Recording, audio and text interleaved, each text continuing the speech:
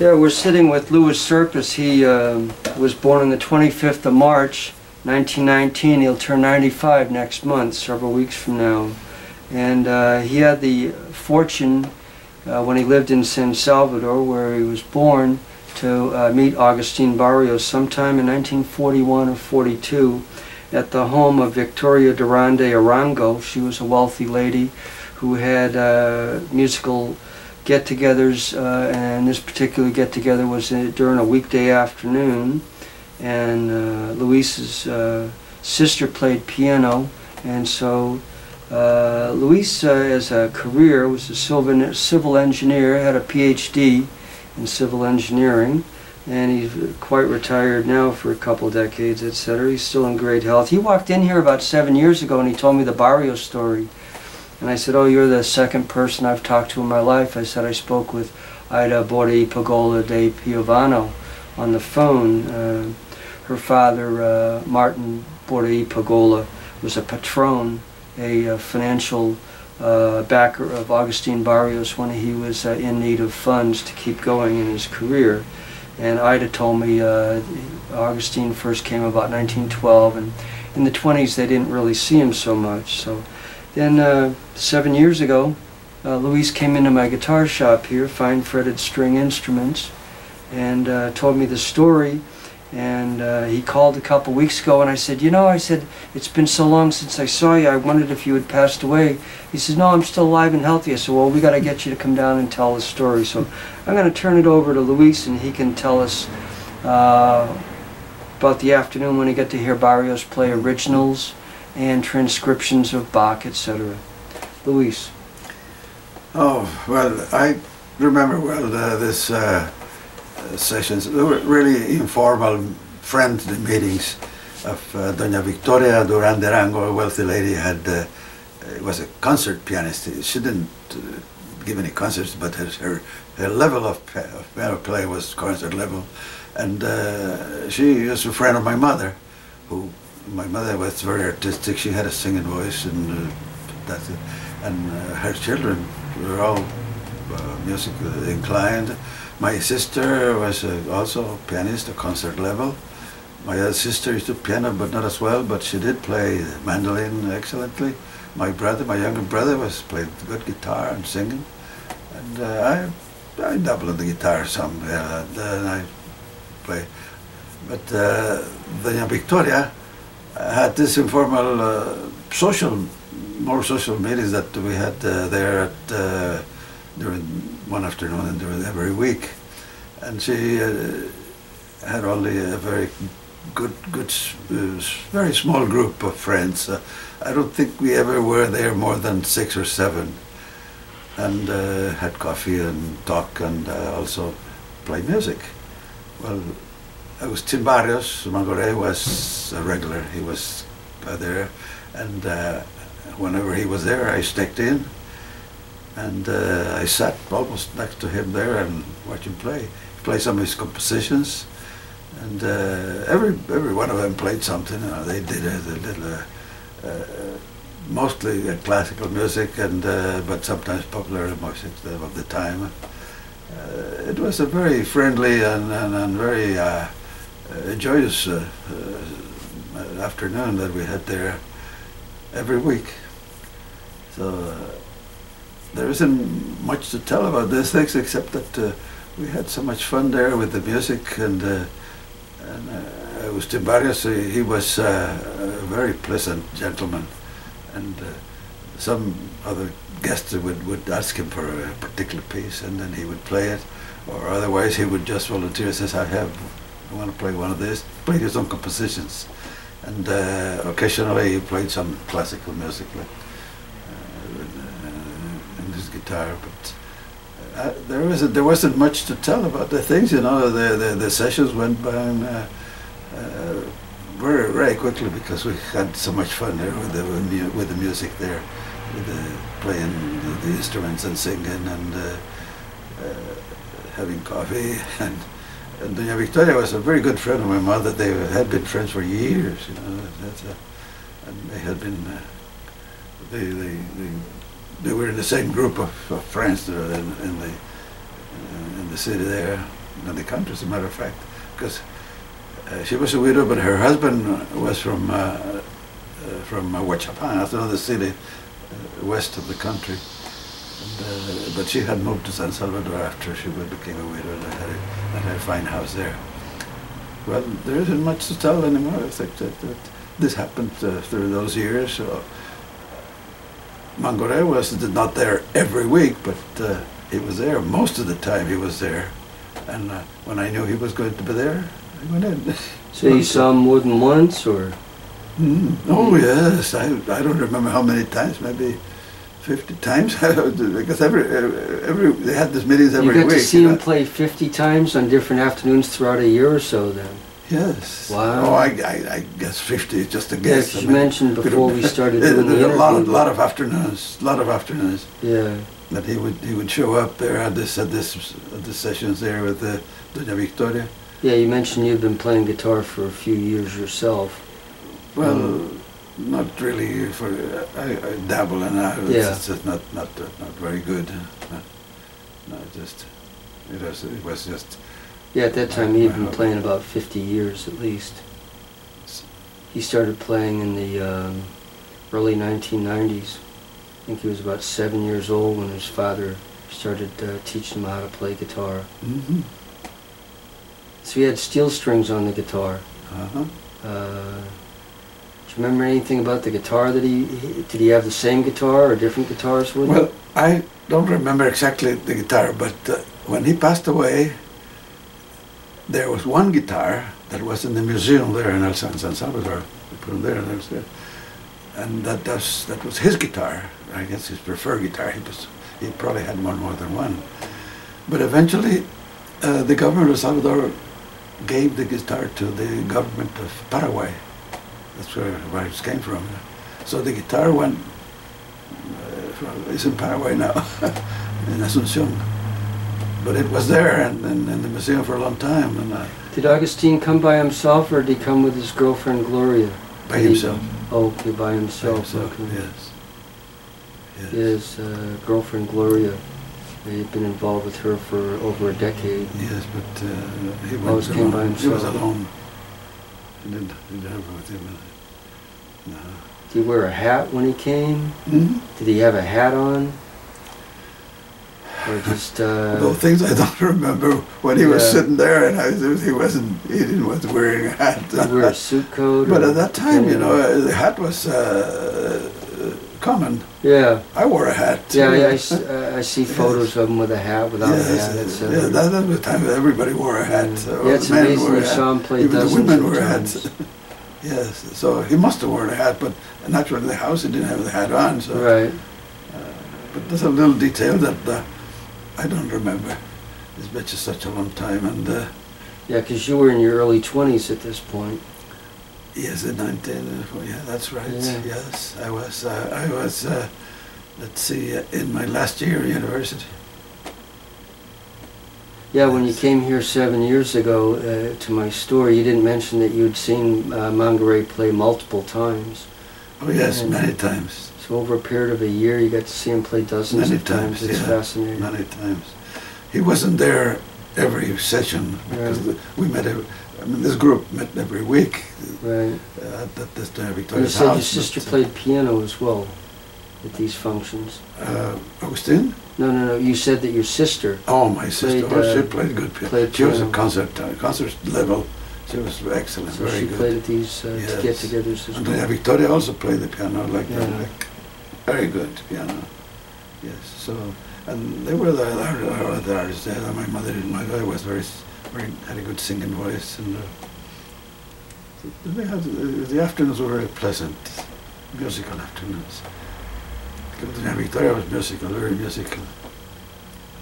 Do you remember any of the pieces that she played? Did she have some preferred composers like Bach or Chopin?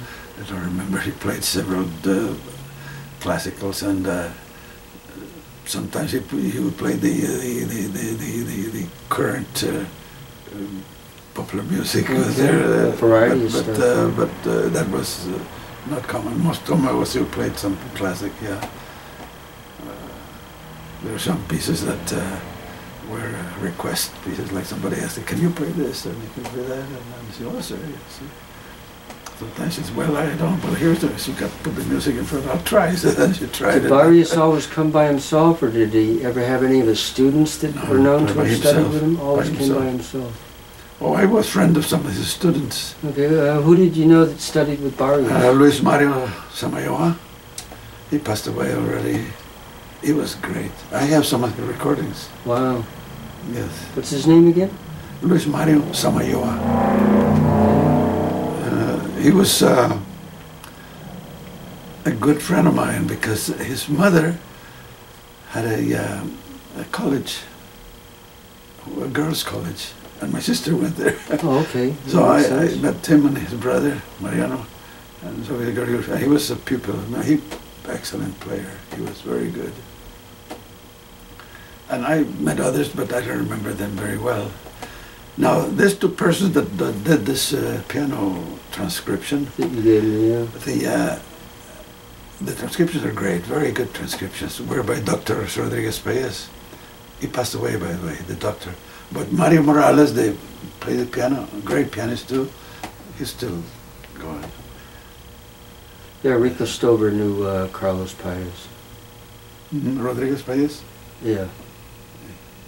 He made the transcriptions, yeah. Right. Yeah. I was mentioning that Rico Stover, who had done the Barrios biographies for the last 20 plus years, he knew Mr. Paez. I knew? Yeah. Oh. Yeah, because he traveled to San Salvador multiple times. I think he was there 4 or 5 years ago. He was a friend of mine, not a very close friend, but we were friends, and so was Mario, the pianist. Yes. And the record, this guy brought this I got from them a cassette, and then I made the disc out of the cassette. Oh, okay, thank you.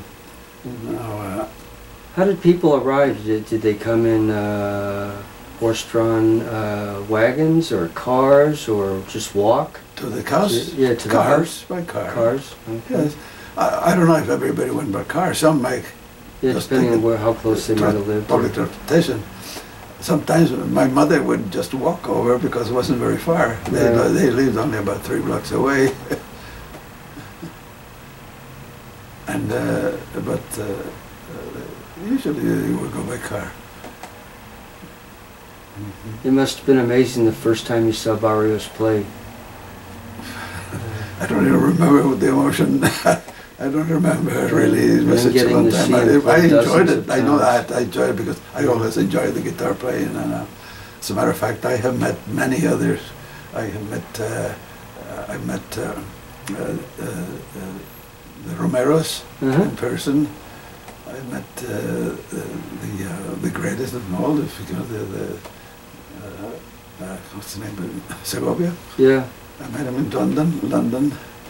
I used to go to this small theater where most of the solo players go there and play, the big ones there. I used to get the program in the mail, and then immediately I got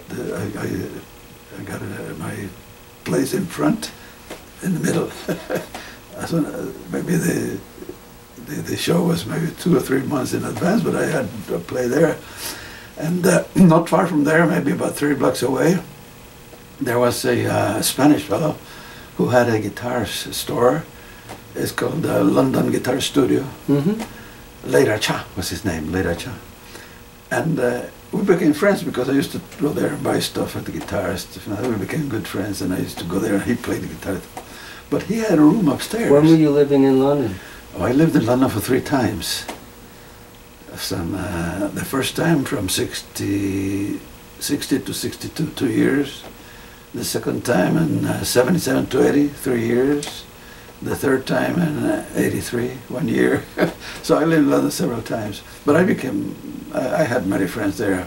Well, upstairs he had a room, and after each concert he invited the artist to go and have a glass of wine there. And he invited me too. And that's where I met all these people. Wow. I don't remember all the names of all the people I met there, but the big ones, you know, as I said, the Romeros and Segovia and there was one in particular. What was his name? They see him often because he goes around and gives concerts. He comes here to San Francisco. He's been here 2 or 3 times. What is his name? My memory is failing me, but I met him there when he was not famous at all. He had, they had several people there that they used to enthusiast of the guitar, you know, and I had some friends there, and I met him there.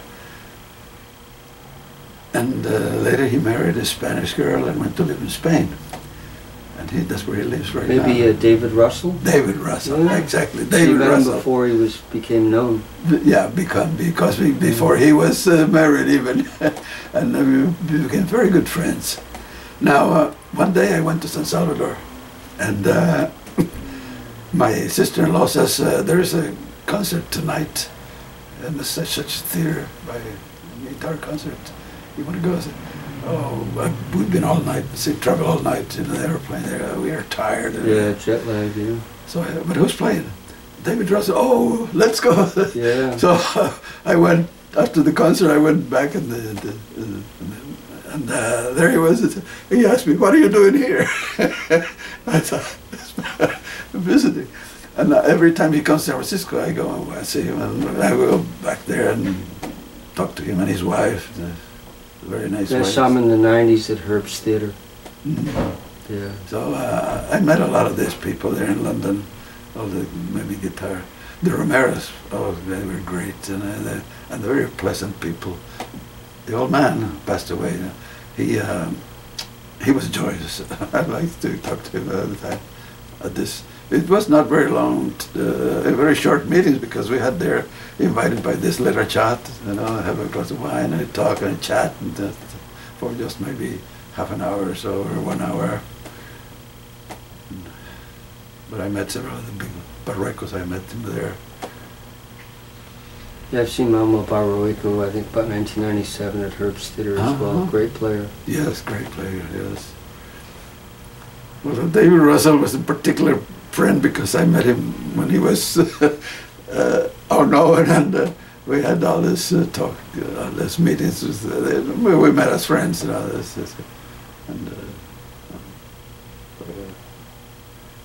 And many others. Half a life ago, yeah. Many others. Well, what else can I tell you about Agustin Barrios? Because after I left San Salvador, and when did you leave San Salvador? I left in 43, at the end of 43, almost 44, and he died in 44. Right. So I never saw him again when I left San Salvador. Did you come to the United States when you left San Salvador? Or? Well, it's a long story too. I came to the United States when I was 6 years old. And I was sent to learn English and stuff like that. I was there for 2 years in school. I went back, I finished my studies over there. Then I came over to get my master's. Where did you live in the United States when you were 6 San years old? Francisco. In San Francisco. Yeah. So you've always... San Francisco was an attraction for Salvadorians. Yeah. Many Salvadorians came to we want to go to the States, but go to San Francisco. So yeah, big San Francisco too, and I came here because I went to UC Berkeley, you know, so it was a very pleasant stay here, and so San Francisco was a magnet city. It was a very interesting situation there. My life here was really intense. I was working as an engineer, that's naturally my profession, for Kaiser Cargo Incorporated. We were building frigates for the Navy, and you design many of the structures there, and this shrunk launching ways and stuff like that. And then used to go out in the frigates in the sea trials. Used to go the sea trials of the frigates, okay. Yeah, the Navy frigates. We go around the Faroe Islands, and we had to finish during the day because well, what period of time was this? This was 1944, 1943-44.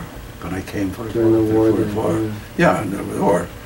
And we had to come in before 6 o'clock because at 6 o'clock they closed the gate. They put that chain across. Yeah, yeah. So otherwise we had to stay all night outside. But it was really interesting work and intense, long hours, stuff like that. But then I decided to volunteer in the army, and they wouldn't take me because I had a creep position in the defense. So I had to go back, and I got a letter from the chief engineer that released me, and then that's the way I was accepted in the army. And then I went to war. I was wounded twice. What theater were you? I was in Europe. In Europe? France and Germany. I was wounded twice, and I spent 3 years in the hospital. I can't imagine that I spent that much in the hospital. That's a long time. To recuperate. To me, it's only a dream. I don't realize right now how I could stay 3 years. Although I was busy. I was in a wheelchair going around everywhere. I was really busy doing things. Even half an hour in the army radio playing the guitar. But most of the time I was doing other things. I went fishing. So eventually you became a pretty good guitarist. No, I never became a pretty good guitarist. Okay. No, never. I was just amateurish. And, I played, but it was not a classical level. No, never. But you learned how to read music and everything. Well, I used to read music because my aunt, my father's sister, taught me to play piano and read music and all that. But since I didn't do it for many, many years, see, I was a kid then, I forgot. I played the piano. So how old were you when you first started playing guitar? Oh, about 16, 17. 16, okay, so you were playing guitar, you started playing guitar maybe 5 years before you had the chance to see Barrios play. Oh yes, oh yes. Yeah, quite an interest you had at that point. Oh yes, yes. But I wasn't really, when you say playing guitar, I mean I was dabbing with that. Yeah. You know, and I used that to accompany a song and stuff like that, or play a little tune, and that's it, that was it. And then I became more proficient later on, but now I can't because of the arthritis. Right, pretty normal at your age, yeah. I can do it, but this doesn't very good because I cannot press right. Yeah. Yes. Otherwise, I really enjoy it. I have a lot of guitar music there from all the great artists. Yes. It's been great chatting with you and listening to you tell your story. One of the things you didn't mention 7 years ago that I mentioned earlier is that you got to see Barrios play dozens of times at these get-togethers. Oh yes, yeah, I played Victoria's many times. Many. I don't remember how many times because a long time ago. Yeah. Over 1941, 1942, over say a year and a half or something. 7 years ago. Time.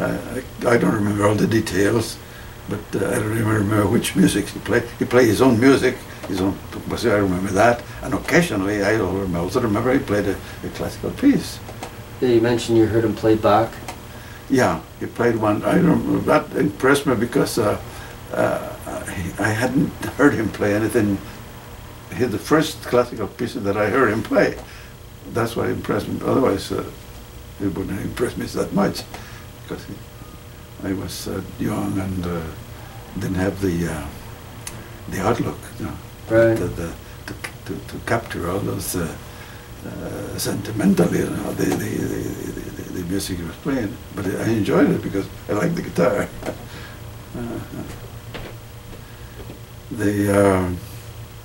The other friends, no, they were musical. Most of it was the piano and singing. That was most of the music there. Doña Victoria, she played great piano. My sister also. I recorded my sister.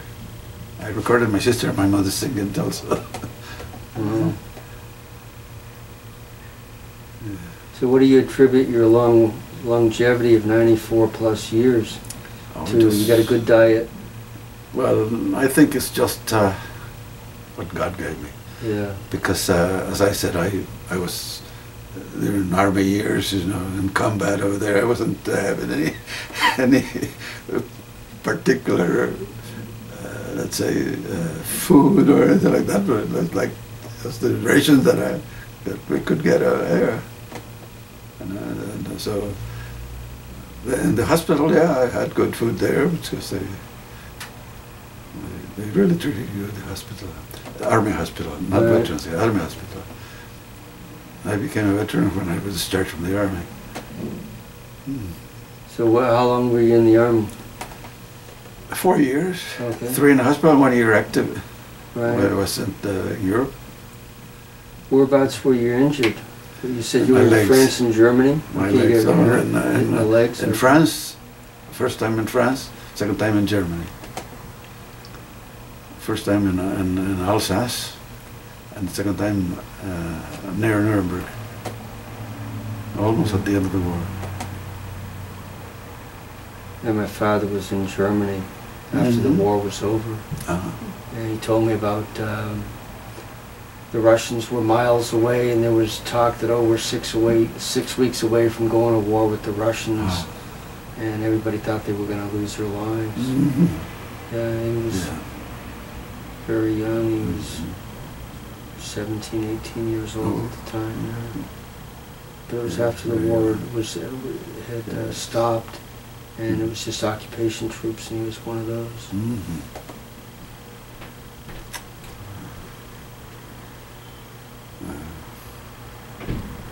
That's all I can tell you about it. That's my life.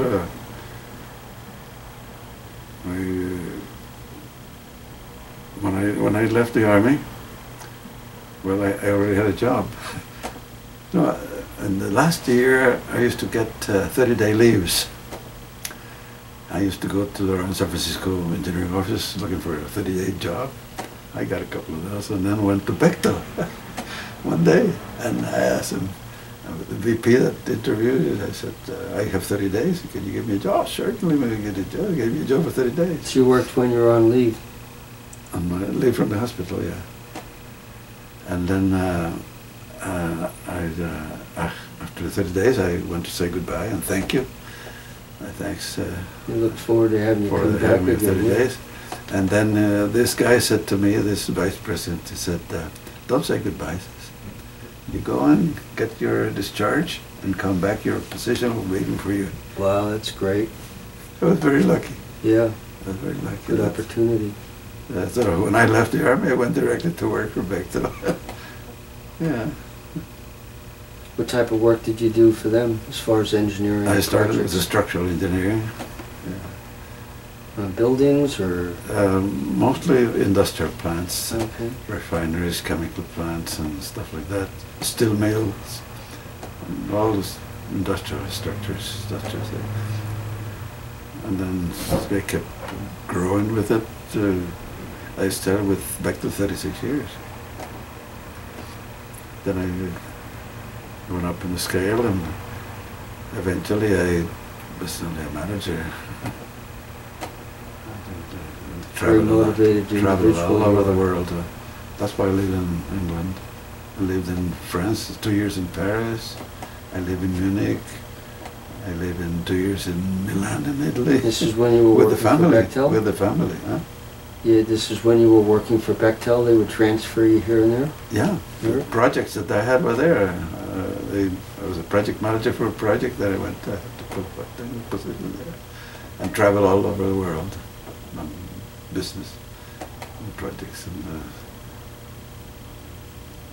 from Japan, Australia, North Africa. North Africa, I know it very well, the desert there, the Sahara, all the way from Morocco to Libya and Egypt, Tunis, Tunisia, Algeria. I know it very well. Do you remember what year you first saw Segovia, roughly?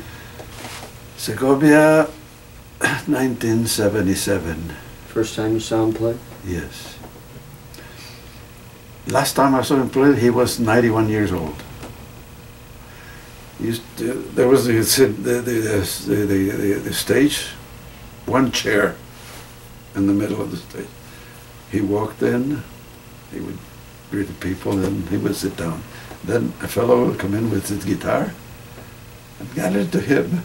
Then he would come in with stool, hand it to him. Then he started playing. After he's finished, the guy came in, picked up his guitar. He was 91 years old. Then I saw him the last time. Yeah, I got to see him at the Masonic Auditorium in 1980 in San Francisco, and then the year after that, 1981, at the Center for the Performing Arts here in San Jose. Oh, great. Great, Yeah. great. I usually tell people that's why my store exists. If it wasn't for him and Ramon Montoya in the world of flamenco, my store wouldn't exist. I usually credit Andres Segovia as to why universities and colleges have guitar programs. He was a very serious musician, and he elevated the instrument to the point that allows people to get bachelor's degrees, master's degrees, doctorates in guitar. You still have places like Japan where guitar is very popular, but it's not something that's accepted at the university level. In Japan, I've had colleagues from Japan that have told me that as well. They have a lot of guitar societies there. Yeah, at this point in Japan, you have over 60 guitar stores, much like myself, like my own store here, where you can win buy sheet music guitars for classical or flamenco. And I read that in a Japanese magazine because I studied Japanese from 2004 onward. I read that about 2 years ago, last September, I guess. Do you play guitar? Oh yeah, I play guitar for 50 years. I've been teaching for 36 years. I've had 1,200 students study with me. Taught 12 instruments in English, 7 in Spanish, 2 in Japanese. And with my Mandarin studies, I might be able to teach in another year or 2 in Mandarin. The local You must Chinese have met a lot community. of these guitar players too, all those classics. You must have met a lot of these masters, huh? I've had 2 GFA winners, the Guitar Foundation of America, visit my store. Kevin Gallagher came here in 1994, the year we won the competition. And after visiting my store, he later played a concert at Foothill College that evening. And it was right around the time that CD recorders, portable CD recorders, became available. I remember seeing one for the first time in my life. I went, oh, it's a CD recorder. You know, other than that, it was cassette recorders months before that you saw anywhere. And then about 1999 or 2000, Lorenzo McKelly, who won the Guitar Foundation of America competition, he was here and had a visit. I was able to show him some Carcassi voice and guitar publications that were published initially 1828 to 1833. Things that are virtually unknown. You can't even look up Carcassi for voice and guitar and find anything in Spanish language, Italian language, or even English language books or anything on the internet. I bought some editions that date from about 1820 to 1837, a decade or so ago, out of all the archives I purchased. And there were French publications that when he was living in Paris he did this stuff. And yeah, I've got to see a lot of the modern players, but Segovia, I think, was the first classical player I saw in 1980. I started playing classical guitar in 1978. I started playing guitar 2 months after the Beatles were on the Ed Sullivan Show. We just reached the anniversary of the 50th anniversary of the Beatles playing on Ed Sullivan just this past Sunday. So they had a lot of hullabaloo on the television, CNN, etc. Type of thing. But I played rock and roll for a matter of years, got into blues and jazz, country, western, Americana stuff as I call it. And then I got into classical guitar in 1978. 1976 I first heard an LP by Roberto Lara of Abel Fleury compositions from South America, and I was pretty much amazed because I had heard the Americana, jazz, you know, blues, rock and roll. That was my extent of the guitar knowledge. But when I heard Abel Fleury in 1976, his compositions, I said, oh man, this sounds like 3 people at the same time. And so now I own original recordings by Abel Fleury and a lot of other artists from South America as well in my archives that I've purchased since August of '99. All these cabinets over here are all filled with stuff that belong to famous people in Argentina. In Uruguay as well. Mostly Argentina. As Argentina, you know, Argentina is not very well known here in the United States. As far as music is concerned, they all know the tango. Yeah. And that's a very minor part of the Argentine music. Yeah, my favorite songs are the milongas, the cuencas, estilos, those types of folk music that are the folk music indigenous is to Argentina. Very large gamut of popular music there. The not popular, but the folk music. Every province there has their own style. Right. Yes. Yeah, Barrios wrote a lot of works based on Argentine folk themes. Yes. As well as other countries' themes as well. Paraguayan. He lived in Uruguay for quite a while. Yes. First played in Uruguay in 1912. Exact date's not known, but eventually researchers will have found that out. Played a concert in Montevideo with Julio Odermin, who ended up recording in 1912 for Victor Recordings. And also a Spanish guitarist had visited and was involved in the same concert, Francisco Callejo. By the way, the Spanish guitar, you know, there's one fellow that I really would have liked to meet or to watch him. The creator of the 10-string guitar. Narciso Yepes. Narciso Yepes, yes.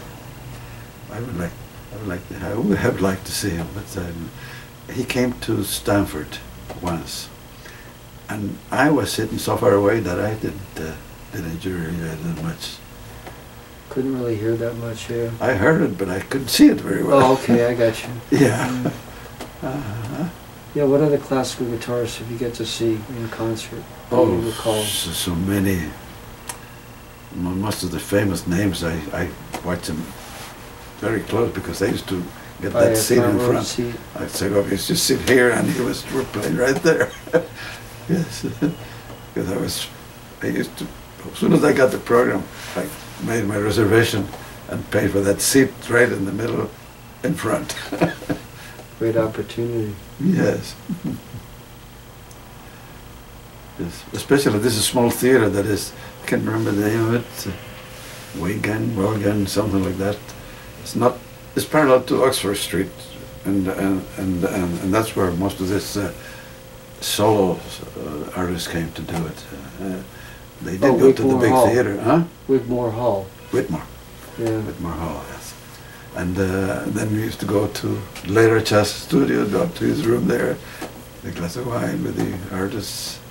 Yes, it was fun then. Larry Cha played good music too. He played good guitar. He sold the place. Last time I talked to him, he was, I don't know what he was doing, but he sold the place. It was very strange that he sold it because he was very enthusiastic, and he used to sell this Spanish guitars of the famous names, you know, expensive guitars and stuff like that, but very good. I recall seeing his advertisements in the BMG magazines, banjo, mandolin, and guitar magazines. He had for his store. The London Guitar Studio was the name of his store.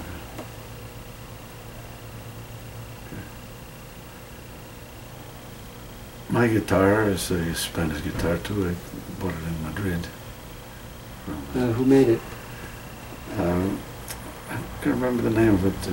It's not one of the famous ones, but the guitar was fantastic. So I got it from. There's a store right next to the Gran Via, you know, right next to it in the next street there.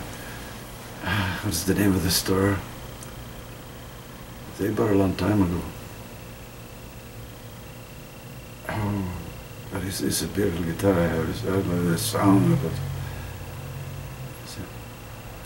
Now I bought also a couple of guitars in Germany, in Cologne. They had this place that they make famous in Germany guitars. I bought two of them there. One for my daughter, my younger daughter, one for my wife, but she never played. She is there in the house.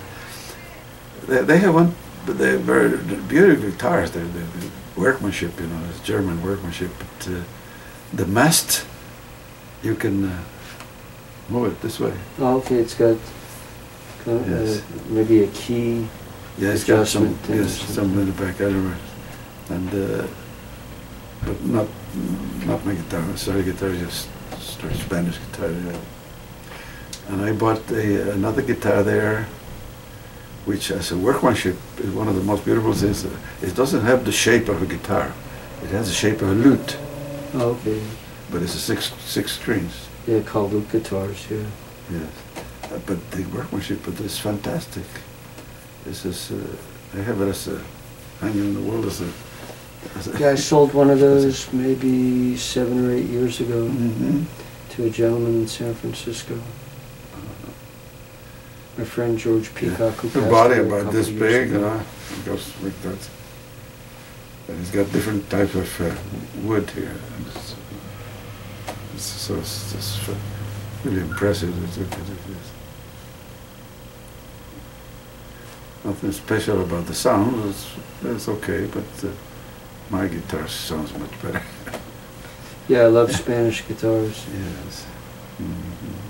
Yeah, I've imported 420 plus guitars from 7 different shops since January of 1998, and I fix them up on the bench there, upgrade plastic parts, synthetic parts, the saddles and the nuts, put bone and saddles, bone nuts, and then they really sing. And upgrade gears if they need, if they don't have great gears for the particular level of the guitar. I put a price tag on it and offer them to the public.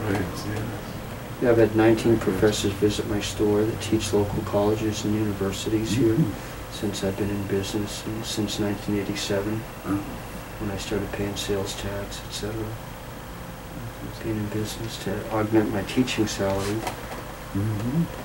But now I've got a store and a few students. I think I got 9 students right now.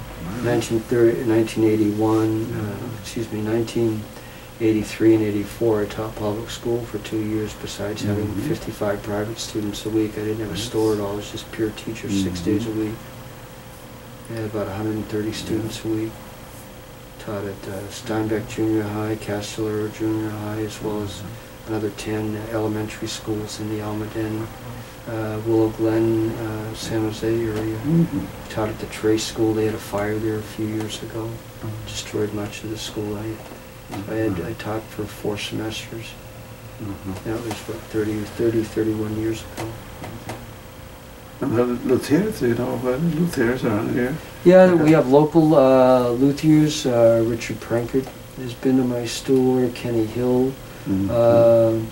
20 years ago, Kenny got to look at a flater that I had on consignment, and he was able to document it. That became his Barcelona model that you see on his website, available for purchase. I had an 1843 Panormo, Louis Panormo, made in London, and he copied the dimensions of that. That became his London model. What else have I had here for luthiers? Tim McCoy, that studied with John Gilbert, has been here. David Schramm, who lives down in Fresno, he's been here. He's got quite a variety of models that he's produced. Gets a good sound. He was a student at Cal Northridge with Ron Purcell. And good player, good player.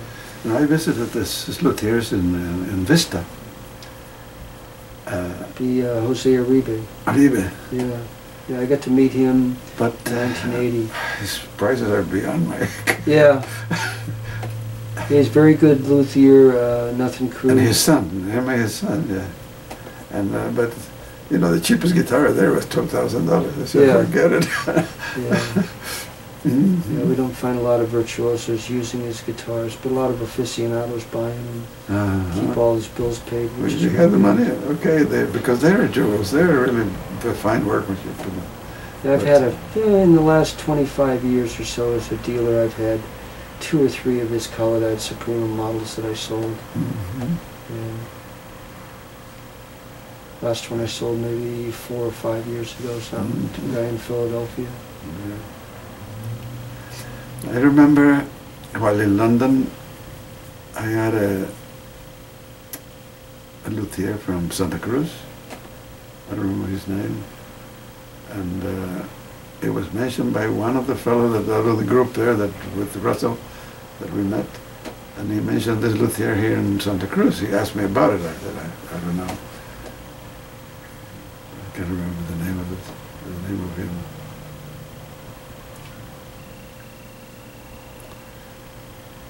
Now this, among the Spanish luthiers, and there's a Guerra. What's the name again? Guerra. Guerra. Mm-hmm. You heard the name before? He's not a modern one. It's a, okay. It's a 19th century. 19th century builder, yeah. I have one guitar of his. Wow. But love to see it if you bring it down sometime. well, it's not a beautiful guitar. You know. It's a guitar that every day played. It's real guitar, but it's got the inside is the original sticker. Original label. 1862. Wow. There is one thing that I have a big question on this guitar, because in this it says there.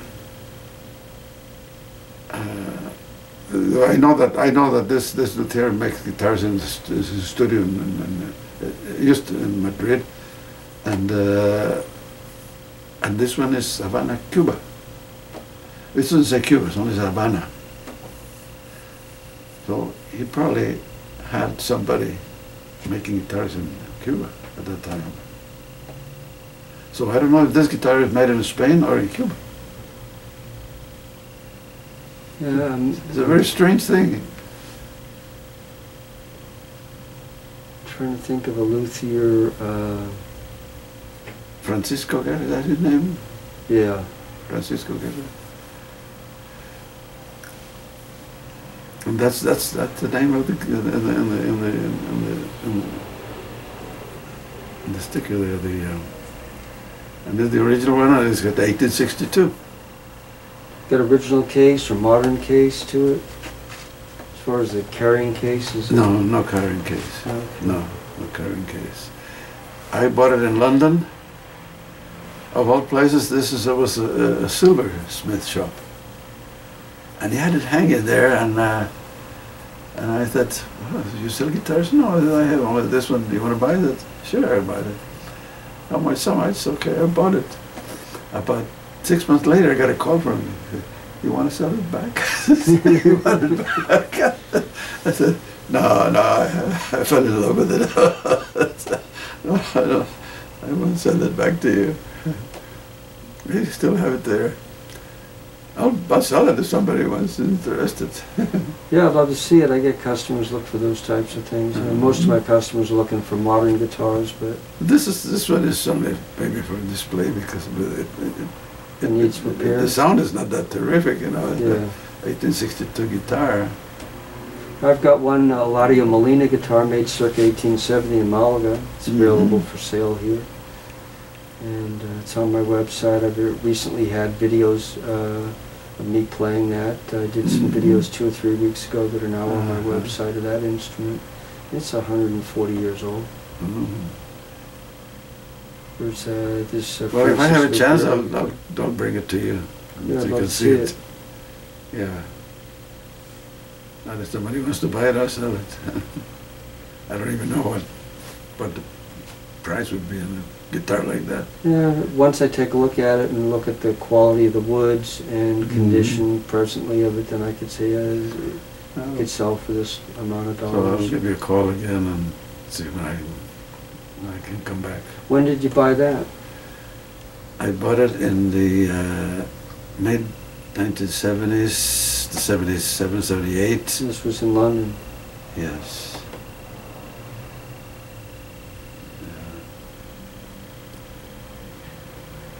Yeah, the oldest guitar I've sold in the shop here was a 1829 Guadagnini made in Italy. And it wasn't all original parts, and so it didn't sell for a whole lot of dollars. But this one is all original. It's not all original. Yeah, it had a new top on it. It had original sides and neck. It had a back that was made by somebody who had passed away a matter of a couple years before it came into my hands. And that guy had worked at a shop called Lark in the Morning. Well, what else can I tell you about my life? I'm glad you shared some of these other details by getting to see concerts of other folks as well, besides Barrios, for dozens of visits that you were able to. Well, I've been always a lover of the guitar, and so it attracted me very much. You started playing guitar circa 1935, something like that. You said when you were about 16 years old. Yeah, about 16 years old, yes. Yeah, 1935, 1936 you started before that, playing. I think it was, let's see, 1935, probably, something like that. Yeah.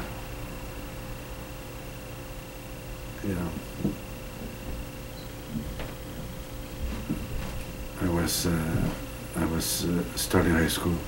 I don't remember, yes. Do you remember who made the first guitar that you bought when you were about 16? I was a local maker in San Salvador. I don't remember what it was. It wasn't a very good guitar either.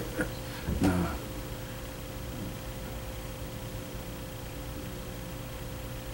It was just a long time.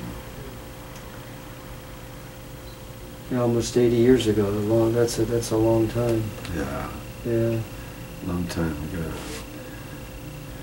And then my brother, my younger brother, he started about the same age, a couple of years after I did. He started too, and he was good too. He was good, better than I.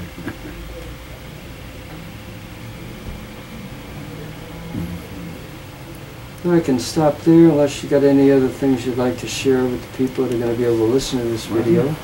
Glad we're able to make it. I told you a lot about my life, and which I haven't told anybody.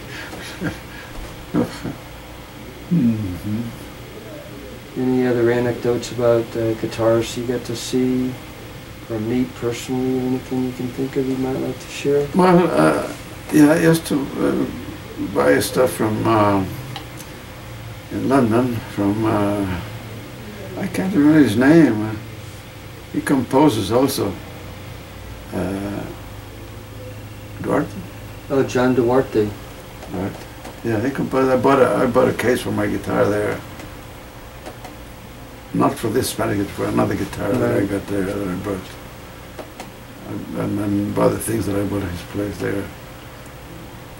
Yeah, he was a jazz guitar player before he became a composer. He wrote articles about jazz guitar for the BMG magazines in the 1940s, and then he got into composing in the 50s, I guess, and became a known transcriber as well as composer. I didn't know him very well. I knew him because I used to go to his place, but my choice was always the London Guitar Studio with the Racha. Yeah, with him, but because he was a warmer person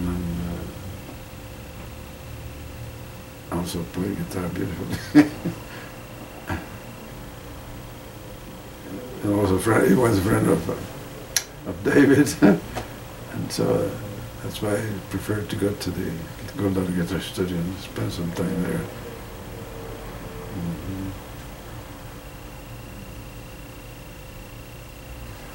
When my son was about 6 years old, I had bought him a guitar in France. A small guitar, this was a 3/4 size, I think it was. And now he plays I start playing also modern music.